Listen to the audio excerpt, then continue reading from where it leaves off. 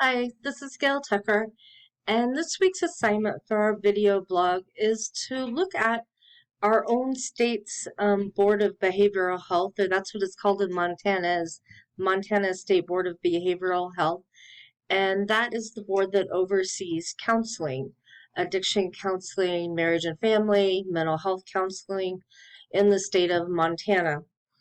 And so the discussion question asks us to look at our own state boards and see what type of cases were out there as far as complaints to the board and subsequent type of disciplinary actions. So what I mostly found on the Montana board was that of complaints about privacy. There were a variety of them, and most of them were reviewed by the board and dismissed. So a lot of them had to do with attorneys mostly asking for counselors to provide information through subpoenas for their cases. And the counselors apparently said no, that was privileged information, and they were not willing to release information about that client or any of their records. So then the attorneys would complain to the state boards, and then this resulted in a board meeting where the counselor usually was present either in person or by video and had to respond to the complaint. And like I said, in most cases, these were dismissed. In cases where they weren't, the counselor was simply told that they did need to provide the information, that the request had been reviewed and that they found that it wasn't privileged information. The counselor did need to respond to that.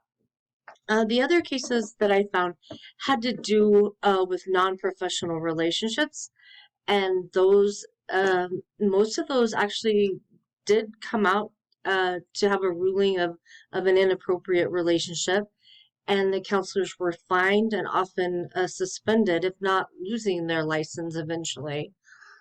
The last one being, again, privacy, but not from attorneys, from actual clients saying that they didn't feel like their privacy had been protected in one way or another.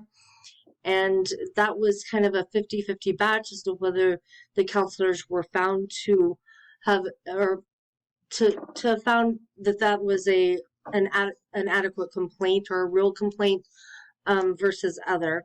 And in those cases, it was usually a fine. The counselors did have to appear in front of the board, and there was usually a fine attached to it, but no suspensions that I could see.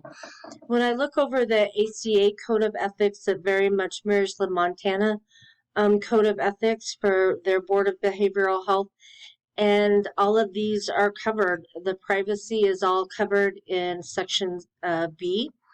Also, privacy is covered in HIPAA for healthcare providers, which the counselors would be included under. So it was a really interesting project for this discussion blog. I'm glad that we did that, and I'm looking forward to seeing what all you guys found out about your state sites and what the chief complaints were for those as well. My references for this is the American Counseling Association Code of Ethics 2014, and then our textbook Brimley and Harley. And I used that just to find out what nationally some of these complaints were, and it was very similar type of breakdown as compared to the Montana Board of Behavioral. So thank you, everybody, and I look forward to looking at your video blogs.